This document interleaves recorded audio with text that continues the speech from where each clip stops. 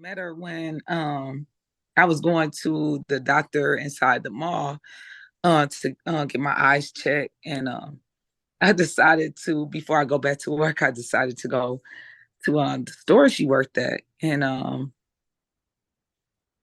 look for some things, and she approached me and asked me if she could help me, and I was like, no, I'm okay, because I was just looking for something in particular. Hmm. The midst of her helping me, I she came back and asked me if she could tell me something.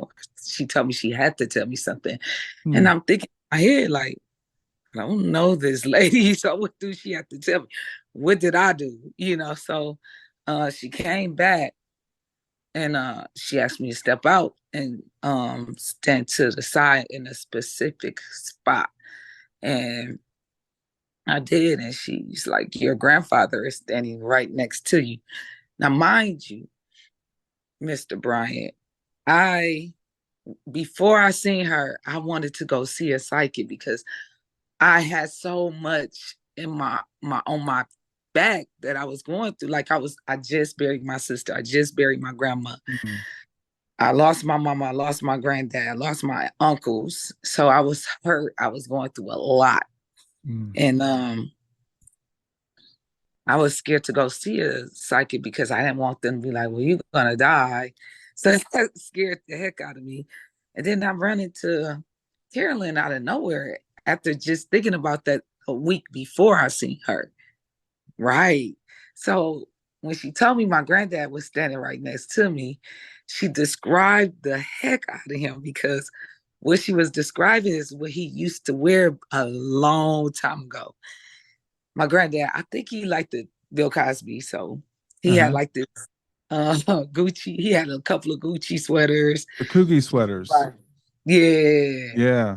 the Gucci sweaters. So he used to wear this brown one. She described that the glasses he used to wear and how built he is, like how big he is. And I was like, that definitely sounds like my granddad.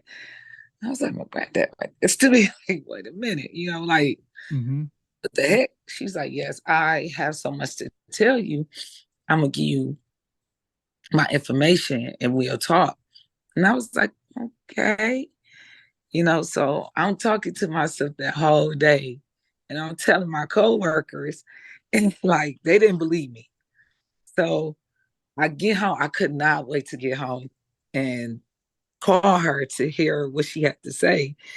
Because I mean, I was like, she described my granddad, and my granddad was my heart.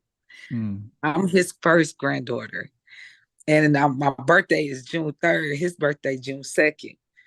And he named me my whole name. And he died a day after a day after my birthday and 2 days after his. And the only person he wanted to see was me before he died. He chased my grandmother away, and my grandmother had to call me. I had to come there and stay awake with him. Those last moments Mm. of them passing. And he was telling me how he was saying his mother and my great grandmother had passed way before I was even thought of, before my mom was thought of.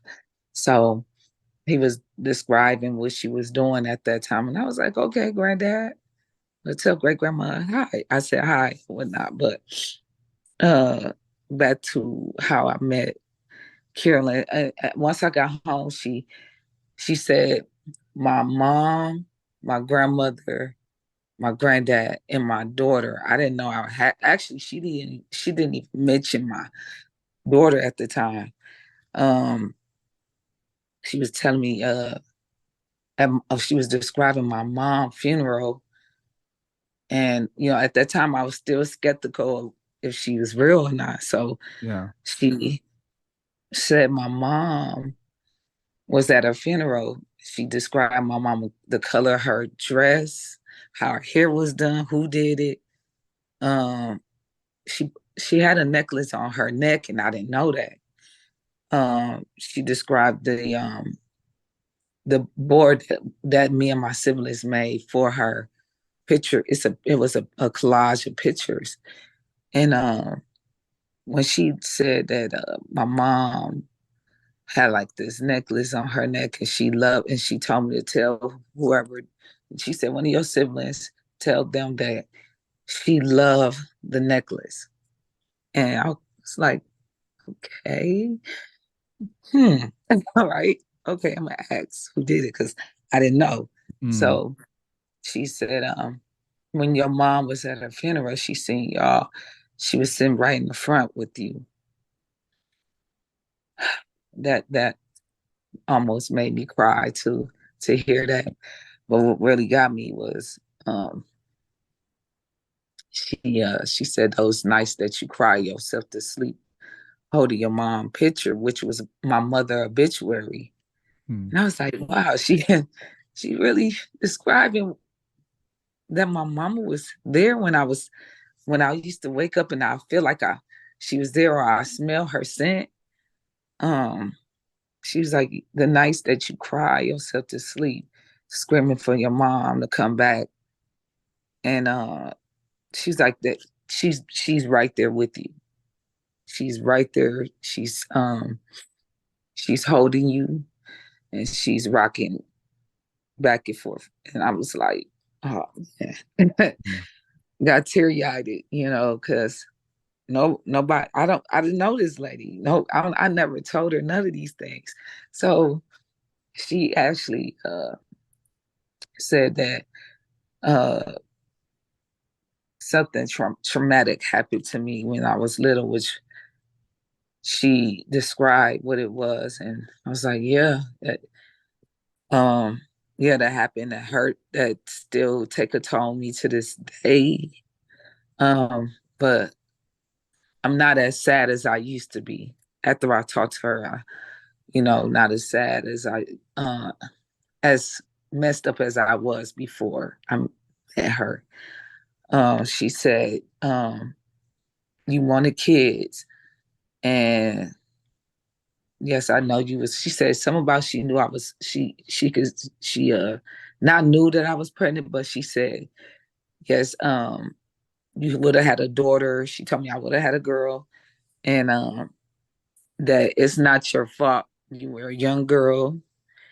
Um, you couldn't. I mean, you wasn't supposed. I guess wasn't supposed to have kids at that time because I was going through a lot with my helping my mom out with my siblings and stuff. So it would have took a toll on my grandma as well because she was doing a lot of helping too. Mm-hmm. Um, I had to have an abortion at I think 13 or 14. I was in a relationship with a young man from elementary school all the way up to middle school. Mm-hmm. So when she told me about that, that shocked me. She was like, "You can't have kids." She said, your daughter said you could have kids. You'll be a wonderful mom."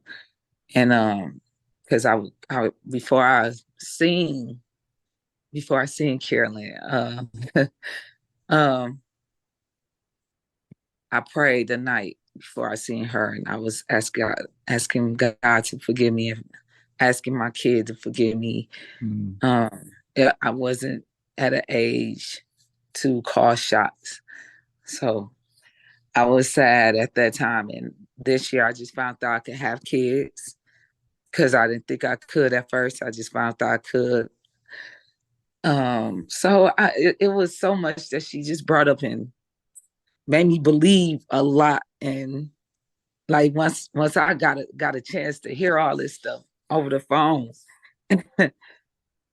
I was a true believer. But what really got me is when I called all my siblings to ask who put the necklace around my mom's neck. My brother did. He described it, and I was like, oh man, she Mm. is really real.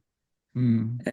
And it touched my heart when she told me my mother and father, my mother and my grandfather, grandmother, and my daughter told me to stand up, and they made a circle around me and prayed for me. And I was like, wow, yeah, I was shocked. I was shocked. Wow. I'm a true believer. Yeah. So what were your thoughts about mediumship before? You said you were thinking about seeing a psychic. Did you believed in psychics? I wanted to see if I did. I was kind of skeptical, but Mm-hmm. be.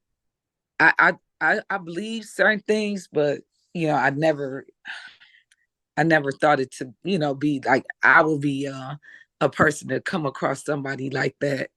So at first, no, I was a little skeptical, but I wasn't a true believer. Yeah. And Yeah. so when Carolyn approached you in the store and said, "I have something to tell you," what were you thinking she was going to say? I don't know. Well, did I steal something or Yeah. I don't know. Yeah. And I couldn't think of nothing else because I don't know her. I'm like, who is this? But when she told me all that, I was very shocked. And I couldn't wait to get off work and talk to her and call her. Hmm. And did you tell your family about the reading with Carolyn? Oh yes. I told everybody. I told everybody and they believed it.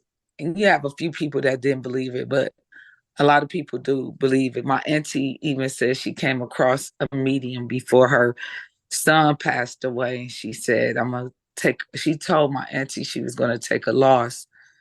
It was her only son who passed away. Hmm. Hmm. Um, she told my auntie a whole lot of stuff, but yeah, yeah, when I told a lot of people, especially my auntie, she believed in too. Yeah. And how did that connection with your daughter, your unborn daughter, how did that affect you? It it made me a lot emotional. Like I was really emotional at the time, and it made me feel happy too. I was a little confused, but I was happy. I Mm. was like, hey, I don't know if I believe that I'm not going to have no kids.